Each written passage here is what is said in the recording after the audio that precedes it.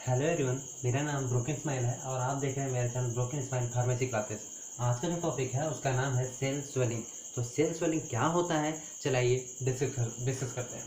तो सुनो, cell swelling का मतलब क्या होता है पहले हम ये जानते हैं। तो सेल स्वेलिंग का मतलब देखो, सेल और स्वेलिंग, स्वेलिंग का मतलब होता है फूलना या सूज जाना। तो मतलब अगर सेल हमारा सूज जाए या फूल जाए तो उसी को बोलते हैं हम सेल में स्वेलिंग हो गया, मतलब सेल स्वेलिंग हो रहा है। मतलब जैसे हम एग्जांपल की तरह बताते हैं, जैसे आपको कभी कभी देखते होगे चोट लग जाती होगी। चोट लग जाने के बाद आपका जो शरीर जहाँ पे चोट लगा, जैसे हाथ पे चोट लगा तो हाथ कभी कभी सूज जाता है, फूल जाता है। तो आप उसको दवा जब दे के फिर उस सूजन को कम कर देते हो, सूजन हो जाती है उस हाथ पे जहाँ चोट लगी होती है, फिर उस सूजन को हम क्या करते हैं, कोई दवाई के द्वारा कम कर देते हैं। तो ठीक इसी प्रकार हमारा सेल में होता है। जो सेल में कोई हमारी सेल में इंजरी होती है, सेल को चोट लगता है, तो सेल में भी सूजन हो जाता है और इस सेल में हुए सूजन को ही हम बोलते हैं सेल स्वेलिंग। तो सेल स्वेलिंग कोई नई चीज़ नहीं है। सेल स्वेलिंग का मतलब होता है सेल में सूजन हो जाना ही क्या कहलाता है, सेल स्वेलिंग। जैसे ये मान लो हमारा कोई सेल है,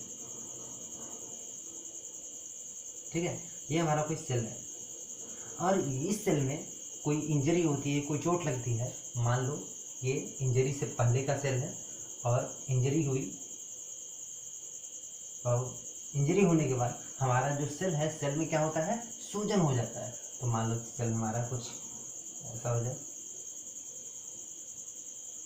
सेल मतलब सेल का जो सेल था, सेल का आकार थोड़ा सा क्या होगा, बढ़ गया। बोले तो सेल का जो वॉल्यूम है वो क्या है, थोड़ा सा बढ़ गया। मतलब सेल में थोड़ा सा सूजन हो जाए तो इस चीज़ को हम बोलते हैं, ये जो हुआ सेल में, इसको बोलते हैं, सेल में हुए इस सूजन को हम बोलते हैं सेल स्वेलिंग। तो सेल स्वेलिंग क्या होता है, ये बहुत ही सिंपल भाषा में आप समझ गए होंगे। सेल स्वेलिंग का मतलब सेल में चोट लगेगी और चोट लगने की वजह से हमारा सेल क्या होगा, फूल जाएगा, सूज जाएगा, सूजन आ जाएगी उसमें, तो हम बोलेंगे कि सेल में स्वेलिंग हो गई, सेल स्वेलिंग हो गई।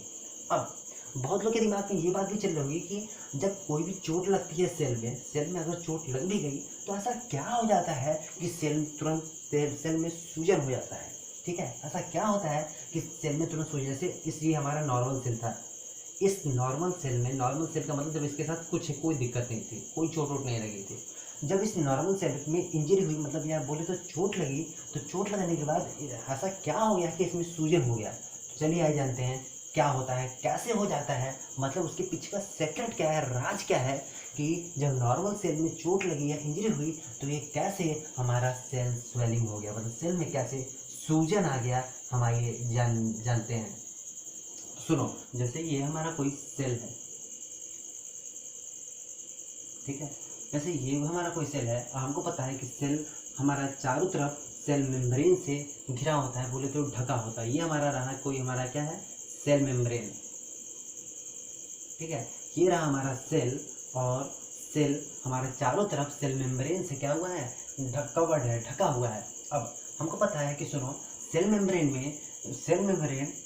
में सोडियम पोटेशियम पंप पाया जाता है, सोडियम पोटेशियम पंप पाया जाता है। ये sodium potassium pump sodium, calcium, water को अंदर बाहर ले जाने का काम करता है। मतलब कि अगर कोई भी चीज़ बाहर, सेल के बाहर से अगर अंदर आनी हो या बाहर अंदर से बाहर जानी हो तो भैया कोई एक रास्ता होना चाहिए ना। तो वो रास्ता क्या है, ये मतलब सोडियम पोटेशियम पंप जो है वो एक रास्ता है जिससे कोई भी चीज़ ट्रांसपोर्ट होती है। मतलब अगर कोई भी चीज़ को अंदर से बाहर जानी हो या बाहर से अंदर आनी हो तो एक रास्ता चाहिए ना अंदर बाहर जाने के लिए, वो रास्ता क्या है, सोडियम पोटेशियम पंप है। तो क्या होता है, सुनो कि जब हमारा सोडियम, मतलब कि कोई भी आयंस, जैसे सोडियम, पोटेशियम, वाटर से सब मिनरल्स हैं, अगर इनको सेल के अंदर आना हो तो किस रास्ते से आएंगे, इस सोडियम पोटेशियम पंप के रास्ते से आएंगे।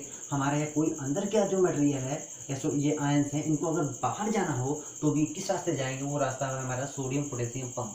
मतलब सोडियम पोटेशियम पंप क्या है, वो रास्ता है जो आयंस या मिनरल्स या वाटर को हम ट्रांसपोर्ट करने का काम कर रहा है।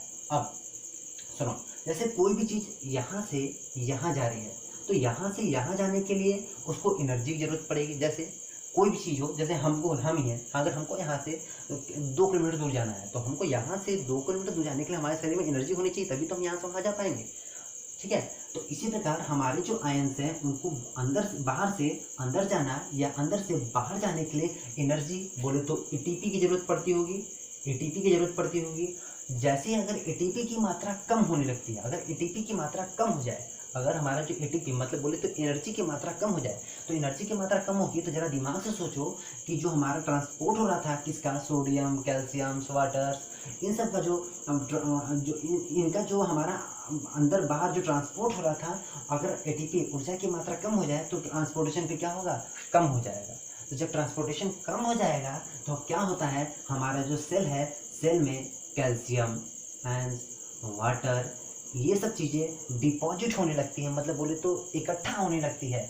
अब जरा अपने दिमाग से खुद सोचो, अगर एक गुब्बारा ले, गुब्बारे में हम हवा भरते रहें, अगर गुब्बारे में खूब हम हवा भरते रहें तो एक समय ऐसा आएगा कि गुब्बारा खूब धीरे धीरे धीरे धीरे फूलता चला जाएगा, मतलब बोले तो गुब्बारे में सूजन होता चला जाएगा। ठीक इसी प्रकार अगर ये सेल है और सेल में अगर कैल्शियम वाटर की मात्रा लगातार बढ़ती रहे बढ़ती रहे बढ़ती रहे बढ़ती रहे बढ़ती रहे तो हमारा जो सेल है, सेल का आकार है, वो दिन पर धीरे धीरे धीरे धीरे क्या होगा, बढ़ता चला जाएगा। सेल का आकार जो है एक तरह से बोले तो उसका वॉल्यूम क्या होगा, वो बढ़ता चला जाएगा। और सेल जो हमारा सेल है उसका वॉल्यूम बढ़ गया, इसका मतलब सेल में स्वेलिंग हो रही है, मतलब सेल फूल रहा है। और यही कारण है, यही वो तरीका है, यही वो ट्रिक्स है जैसे जिससे हमारा सेल स्वेलिंग होता है। तो हमारा सेल स्वेलिंग कैसे होता है ये भी हम इस वीडियो में जान गए। ठीक है, तो सेल स्वेलिंग क्या होता है और सेल स्वेलिंग होता कैसे है, ये चीज़ हम इस वीडियो में हम जान गए। ठीक है, तो ये हमारा बहुत ही छोटा सा शॉर्ट वीडियो था सेल स्वेलिंग पे। सेल स्वेलिंग क्या होता है, बहुत सिंपल सी चीज़ है।